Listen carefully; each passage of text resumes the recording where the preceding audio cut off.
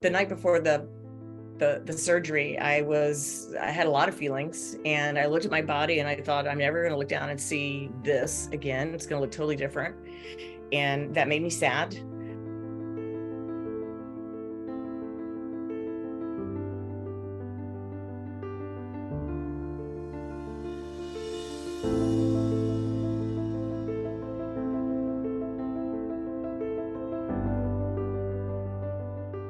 But my brother said, well, think of it as getting rid of a body part that's no longer serving you. This is your metamorphosis. And I thought, oh, that sounds a lot better than what I'm imagining. So I'll go with that.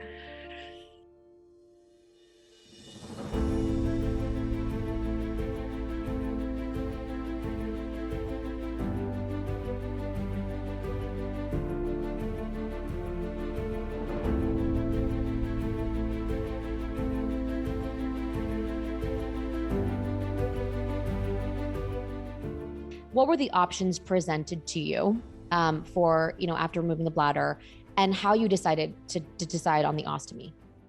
The options presented to me were I could have a neobladder or I could have the ostomy. I said, well, tell me about the neobladder. It's pretty tempting to think of basically what they do is take a part of your intestine, I don't recall which one, and they make a new bladder out of it, which is pretty fancy the way they have to do that. It's not shaped the right way, so it's pretty creative, but it doesn't have muscles. So you have to train it. But if it doesn't have muscles, how do you train it? And so leaking is a common problem. And he said it can take a year to train it. And I thought, oof.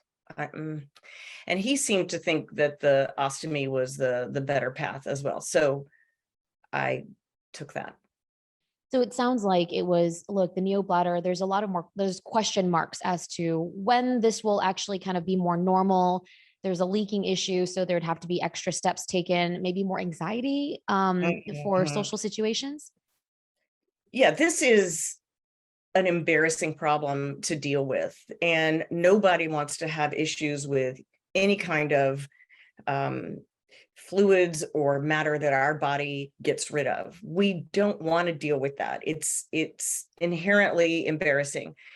So adding to that embarrassment, it might be a year before you can get it to work. Well, I can't stay at home and not live my life. I have jobs and things to do. So those question marks definitely weighed in on that. I chose the ostomy bag solution.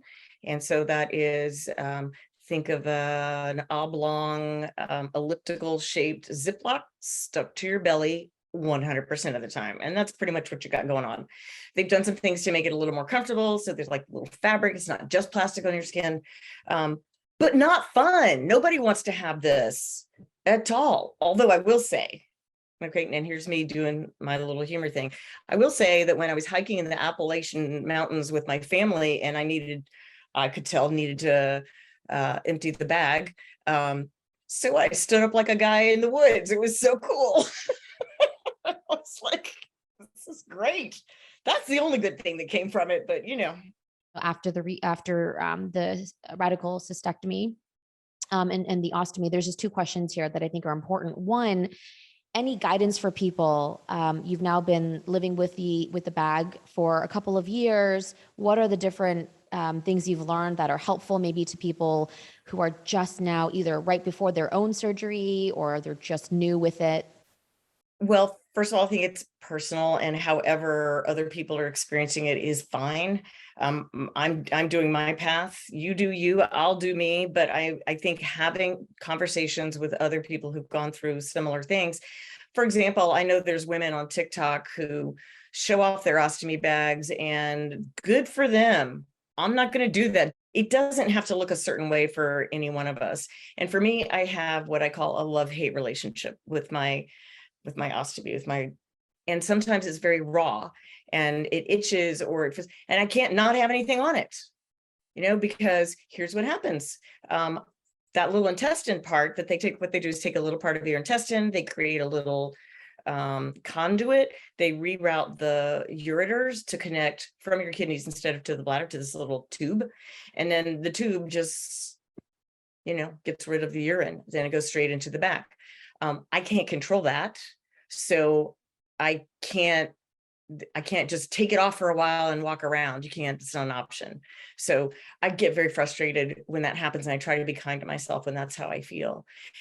When I'm feeling up and good, I'm grateful. My brother described it. I got the night before the surgery, I had a lot of feelings, and I looked at my body and I thought, I'm never going to look down and see this again. It's going to look totally different. And that made me sad. But my brother said, well, think of it as getting rid of a body part that's no longer serving you. This is your metamorphosis. And I thought, oh, that sounds a lot better than what I'm imagining. So I'll go with that. I think talking to people who've been through it, there are support groups on Facebook. The hospitals do a lot of things. Now, I couldn't tap into any of the support because it was all shut down for quarantine. So I don't know how good it is. I was scared. I didn't know what was going to be left. I didn't know a lot of things. And I talked to a woman who had the radical cystectomy, I don't know, 10 years before. And she said, I said, well, okay, all right, kind of a tough subject, but sexually, how were you after this thing? And she goes, well, I wasn't interested in sex, and my partner wasn't that excited about that. And I thought, no, that is not what I want to hear. I'd been married to my husband for 5 whole years at that point. We just found each other, finally.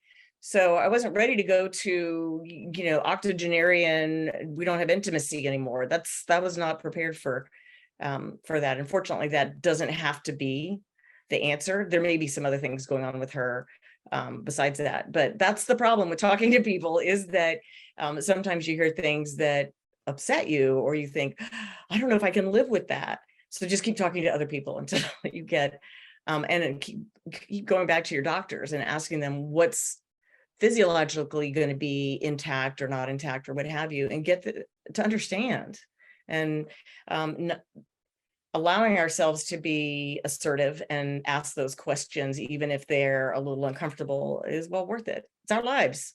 I am so appreciative again of your candor here. What, is there anything you can share with other people? Again, this is very personal and people have their own situations, but just on the broader topic of being able to normalize a conversation about sexual health and relationship with a partner, anything you can share on this, I think would be really helpful. Sure.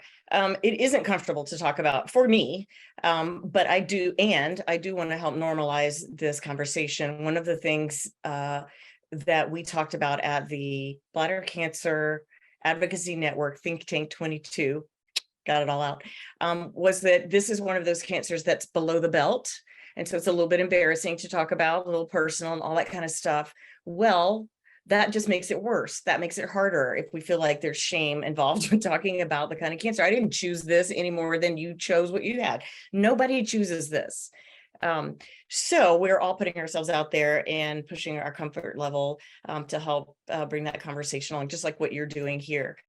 I didn't know enough about female anatomy to be aware of when you're removing the bladder, the urethra, the whole geography down there is pretty important. So I don't know where all the important bits and pieces and nerves are. So I literally didn't know whether I was going to be able to have fun or not. But everything's still intact. The parts that matter are. One of the things that goes along with a radical cystectomy is often the way our bodies are shaped. They have to take some of the vagina.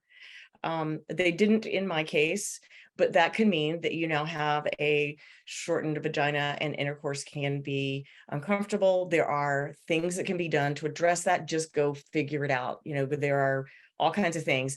Go find out ways to do that and get the life you had back as much as you can. Then there's they remove you. It just depends on your situation. But then you have, I would say for me, it was more emotional than it was physiological. That was I didn't like being bald, and I didn't like having a bag on my front of my body. And then now I'm no longer in shape either, because I've been through all this stuff. So I just feel like I feel like I've been run over by dumpsters, not dumpsters, dump trucks.